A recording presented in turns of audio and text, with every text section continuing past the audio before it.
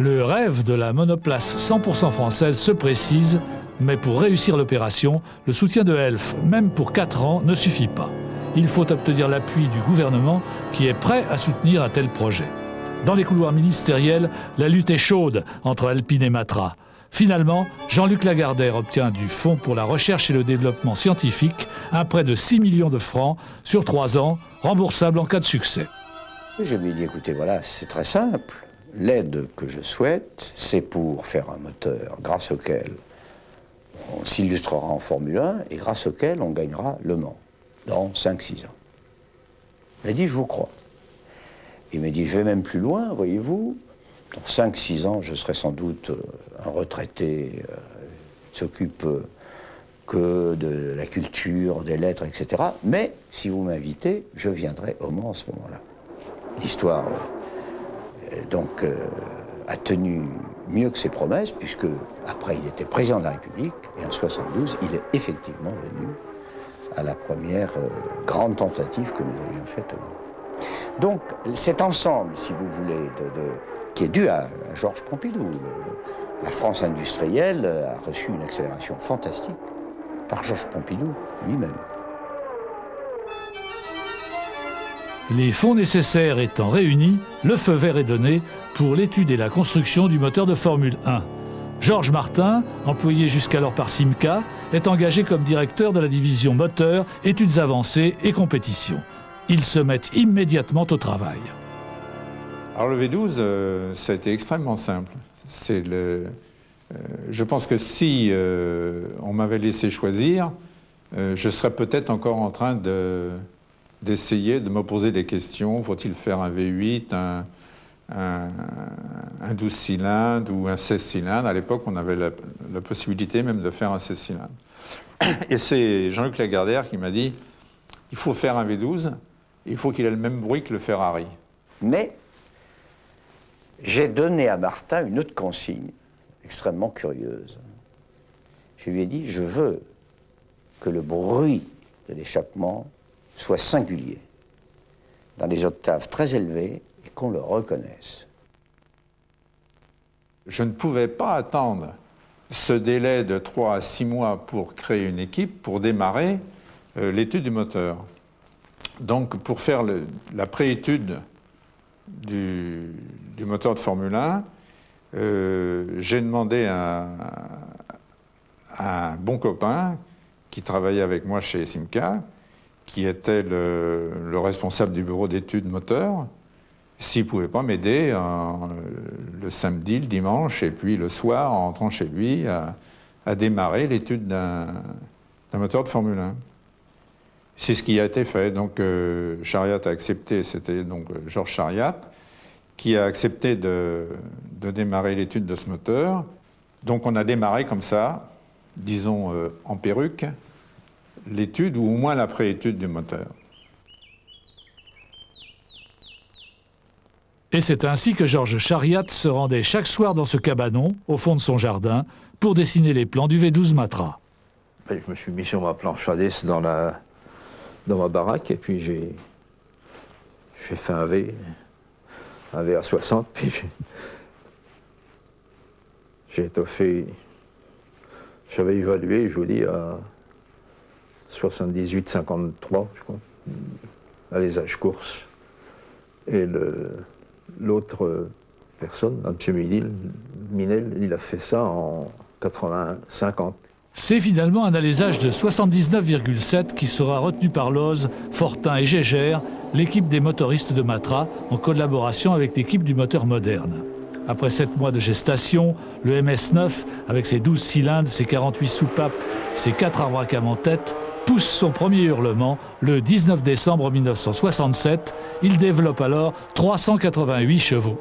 Je me rappelle comme si c'était hier, la mise en route de ce moteur V12 au banc d'essai, tout le personnel était devant. Je dirais que les premiers miaulements de ce moteur nous ont tous figés et foutu la chair de poule pendant un grand moment. Puis après, il restait quand même énormément de travail à faire parce que ce moteur, c'était la première fois qu'en France, on construisait un moteur V12 avec des régimes élevés pour l'époque, qui maintenant paraît ridicule, mais qui pour l'époque était très très élevé. Et il a fallu qu'on découvre tous les problèmes, et il y en a eu énormément.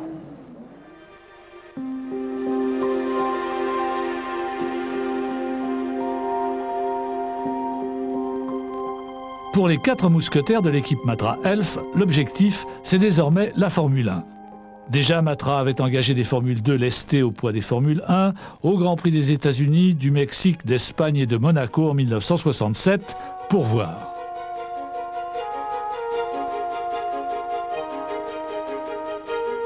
Pour la saison 1968, Matra décide de jouer sur 2 tableaux en faisant courir conjointement la MS-11 avec le moteur V12 et la MS-10 avec le moteur V8 Ford Cosworth.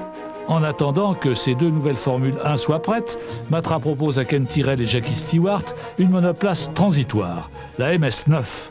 C'est avec curiosité qu'il débarque un beau matin dans les locaux sommaires et provisoires de Vélizy, baptisés Stalag par certains esprits malicieux.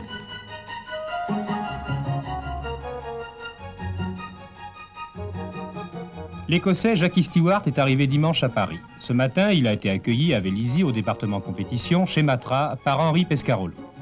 Le but de son voyage, un premier contact, avant les essais, de la nouvelle monoplace de Formule 1 Matra qui sera équipée d'un moteur Ford. Stewart, on le sait, au terme d'accords passés avec Matra et Elf, a choisi un constructeur français pour le prochain championnat du monde des conducteurs. Matra sera d'ailleurs représenté d'une part par Stewart sur Matra Ford, d'autre part par Beltoise, Pescarolo ou Servoz-Gavin, qui utiliseront, eux, le nouveau moteur Matra V12, dont les premiers tours au banc d'essai sont annoncés pour les prochains jours. Premier commentaire de Stewart à Pescarolo, la Matra, c'est une voiture qui me plaît beaucoup. Ken Tyrrell, son directeur, après avoir rôdé autour de la voiture et l'avoir auscultée, avait le même avis. L'avis de Ken Tyrrell, c'est une référence de plus pour la voiture. Pour Stewart, qui était l'année dernière premier pilote chez BRM et qui n'a eu guère de chance, la Matra Ford, puissante et légère, sera peut-être la monoplace qui lui permettra, l'année prochaine, d'avoir de sérieuses chances, enfin, dans le championnat du monde des conducteurs, qui sera certainement très disputé. Même s'il ne s'agit que d'une Formule 2 motorisée par le V8 Ford Cosworth, Tyrrell et Stewart sont enthousiastes. Tyrrell décide alors d'effectuer des essais sur le circuit sud-africain de Kyalami. Bernard Boyer, réticent à l'engagement de cette monoplace en compétition, la laisse sortir volontairement des ateliers peinte en kaki. À Kyalami, c'est l'été, et Jackie Stewart, en professionnel exemplaire, poursuit inlassablement des essais pour dégrossir les réglages et sélectionner les pneus fournis par Dunlop.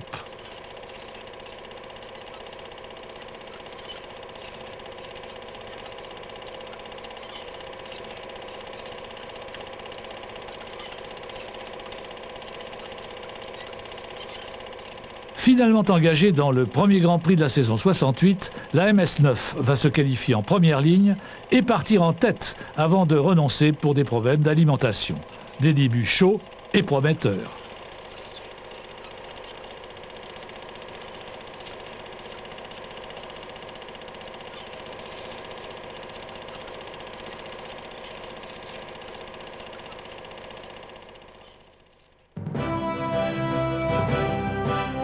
Pendant ce temps, à Paris, à la veille des nuits agitées de mai, toute l'équipe Matra pose pour la postérité devant le fruit de ses efforts et de ses rêves. Une monoplace et une sport prototype 100% français. Ils sont tous là, de la Gardère aux pilotes, en passant par les ingénieurs, calculateurs, dessinateurs projeteurs, chaudronniers, ajusteurs, magasiniers, mécaniciens, motoristes, tous ces hommes réunis par la passion de la course automobile.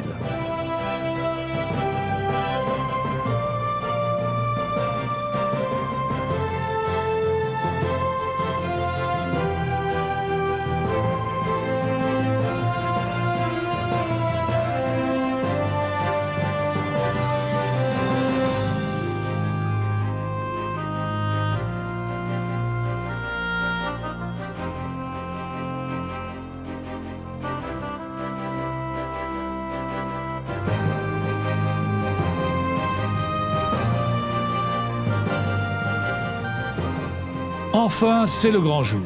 La première sortie en compétition de la MS-11 au Grand Prix de Monaco. L'impressionnante monoplace bleue et son superbe V12 sont l'objet de toutes les attentions de la part des mécanos et des motoristes, mais aussi de la presse, des photographes et de la télévision. C'est Jean-Pierre Beltoise qui va la piloter.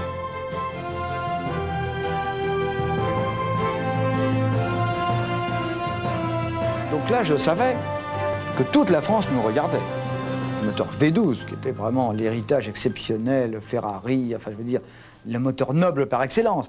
Matra, et c'est moi, le petit Jean-Pierre, ancien livreur de la boucherie beltoise, qui je m'en glorifiais pas, ça c'est pas ça, mais je veux dire que j'étais aux anges, quoi. J'avais tout d'un coup, c'était bien au-delà de mes rêves, de mes rêves les plus extraordinaires. J'étais porté complètement dessus. C'est-à-dire la voiture française V12, c'est moi qui la conduisais, mais c'était incroyable.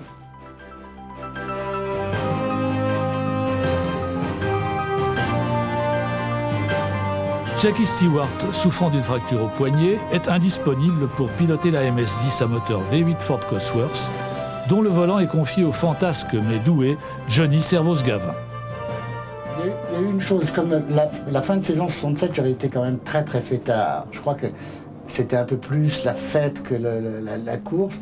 Alors Lagardère m'avait mis un peu au purgatoire.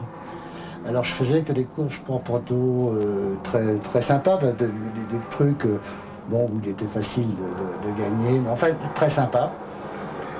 Mais Tyrrell quand même, bon, quand Stewart s'est cassé le poignet, il est venu me chercher en disant c'est toi qui vas conduire la F1. J'étais très étonné parce qu'il y a quand même d'autres gens qui étaient beaucoup plus expérimentés que moi pour le faire. Mais bon, il m'a fait confiance et je me souviendrai juste avant le départ de la course. J'avais fait le deuxième temps aux essais, donc sur la première ligne, c'était pas mal quand même pour une première fois. Mais j'avais jamais pris de départ à F1, alors on essayait dans une rue derrière et tout, prendre des départs. Puis bon, ça a été... la preuve, c'est que je suis parti en tête et j'étais en tête, donc c'était pas mal. Et oui, une Matra en tête du plus prestigieux des Grands Prix de Formule 1 pendant 3 tours, avant d'être éliminé sur une touchette. Quant à la MS-11, après avoir figuré à la 6e place, elle s'arrête définitivement au 12e tour.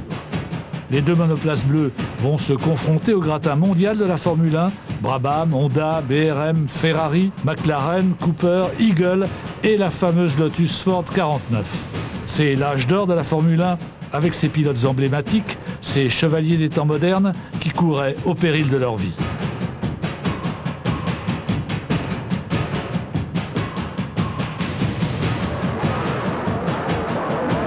Et c'est parti pour une saison riche en rebondissements. Au Grand Prix de Belgique, Stewart, en tête avec 40 secondes d'avance, se classe 4e après des ennuis d'alimentation.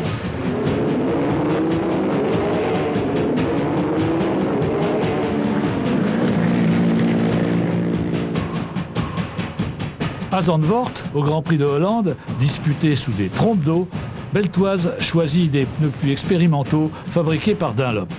Parti en fond de grille, auteur d'une fantastique remontée, malgré 2 têtes à queue qui le forcèrent à rentrer au stand, Beltoise et la MS-11 se classent en 2e position derrière un Stewart éblouissant. C'est le premier doublé Matra, doublé historique, car il sanctionne la première victoire d'une voiture bleue dans le championnat du monde de Formule 1.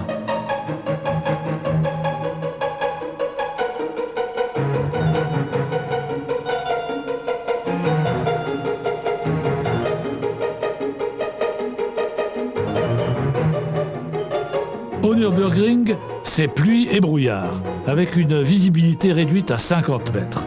Dans ces conditions dantesques, Stewart va effectuer une course d'anthologie et la gagner avec plus de 4 minutes d'avance sur la Lotus de Graham Hill, son rival direct au championnat du monde. À Monza, Johnny Servoz-Gavin dépasse la Ferrari de Jackie Ickx sur la ligne pour prendre la 2e place et Beltoise se classe 5e. Au Grand Prix du Mexique, le titre se joue entre Stewart et Graham Hill. Malheureusement, Stewart est retardé par des problèmes mécaniques et terminera finalement second au championnat du monde des conducteurs. Indiscutablement, le bilan de la saison 1968 est très positif pour Matra, qui n'a manqué le titre mondial qu'en raison de la blessure qui empêcha Stewart de participer à 2 Grands Prix. Pour Pour 1969, Jean-Luc Lagardère annonce qu'il donnera la priorité aux 24 heures du Mans, où il engage 4 voitures équipées du V12. En revanche, la Formule 1 100% française est mise en sommeil pendant une saison. C'est donc la MS-80 à moteur Cosworth qui va porter tous les espoirs. Elle sera pilotée par Stewart et Beltoise, et c'est l'équipe Tyrrell qui la fera courir.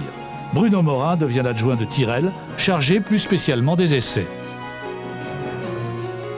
Mon rôle, comme disait Ken Tyrrell, c'était technical liaison between the Tyrrell team et Matra, et l'usine Matra. Alors,